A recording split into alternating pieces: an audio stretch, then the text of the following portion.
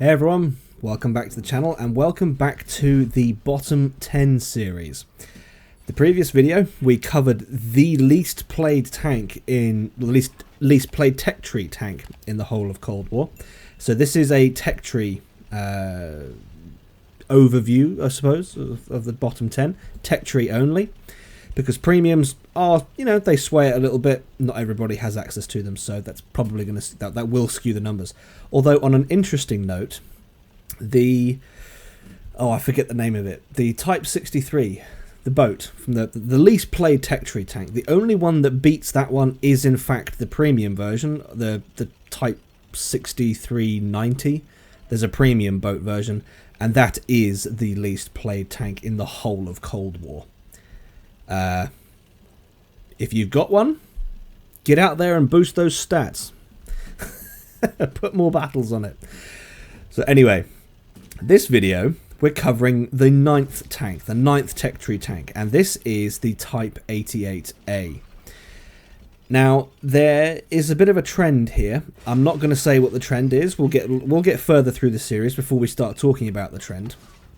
But the Type 88A is the bottom era, or the bottom tier of Era 3 for the Chinese mediums. And there are only 2 Chinese mediums in Era 3, and the top one isn't the top of Era 3. That's not unusual. The independent line, you've got the Magak 6B, and then you've got the Magak 7C. The 7C isn't top of Era 3 either, it's the middle. But the 7C is a very good tank. The 88A is bottom. And I don't think this is a bad tank. It's got its limitations that mean it's difficult to play at times. I don't think it's a bad tank though. And I think this is one that it's not 9th on the list because it's awful. It's not 9th on the list because it's got a glaring problem. The boat, the Type 63, that does have glaring issues. This one, it doesn't really. I think this one is simply just victim of being in the wrong place at the wrong time, really. It's the bottom of Era 3. The top Chinese medium isn't the best medium in Era 3. The 7C probably is. And so it's just forgotten about. No one, well, people do play it, but not many people do. And it's just one of those, okay, it's there. I just forgot about it. It just slipped through the net. So if I had to say anything that justifies this thing being as low down as it is, it would have to be the gun depression. The reload is pretty good, but the gun depression it's only 4 degrees, and 4 degrees of gun depression does make for engagements that are not always what you want them to be, because you'll be, especially on this map specifically, any map where there's a lot of undulation, vertical changes in the topography, you're going to notice that when you're tracking targets, you'll have your gun on target, you'll go over a bump, and suddenly, whack, your gun shoots to the moon. Because you just don't have the gun depression to counter the ground that you're driving over. That is really the only thing I can say about this tank that I feel somewhat justifies its position and the number of battles played. So we get MVP there. So it's clearly not a bad tank. This one's a little odd. It really isn't that bad. I think it's just forgotten about. And maybe I will spoil the trend here. The trend in this series is that it's very Chinese tank heavy. And I get the impression from the game that the Chinese tech tree, medium and heavy, it just feels slightly forgotten about. I mean, the Type 90, the top Chinese Era 3 Heavy. It's not a bad tank, but you don't see very many of them.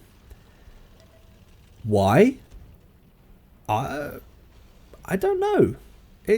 It's a bit bizarre, really. I mean, they're not bad. There are tanks in the game that are definitely worse than these tanks, but the statistics don't lie. I think one of the things that may be weighing in favour of this thing being where it is that it's not easily accessible. You do have to do the grind all the way up. There are some terrible tanks in Era 1. PT-76, I'm looking at you. I've got it wrong, haven't I?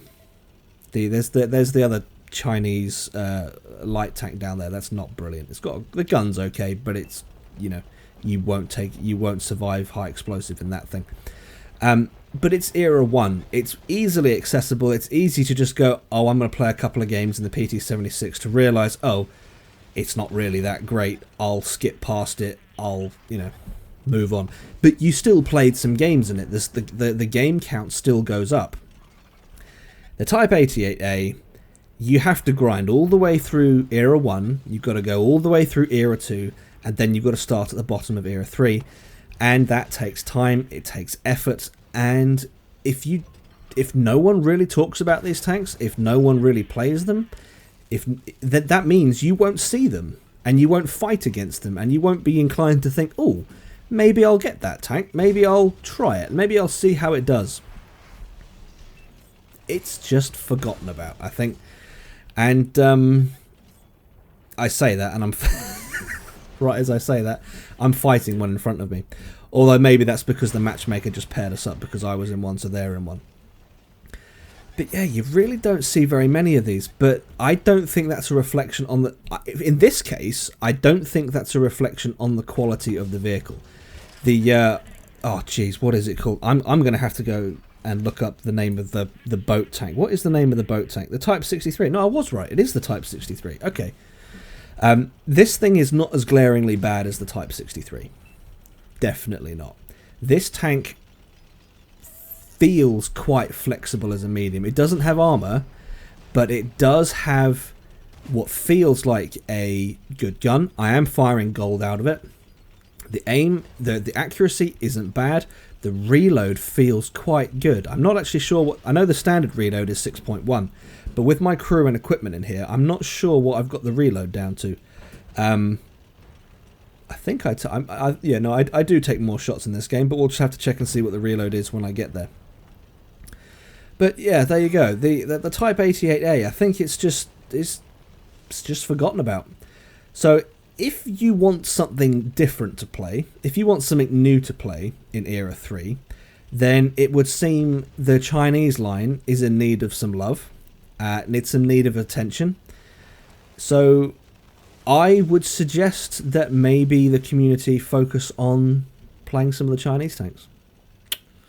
Because, yeah, as you'll see later on in this series, not many people do.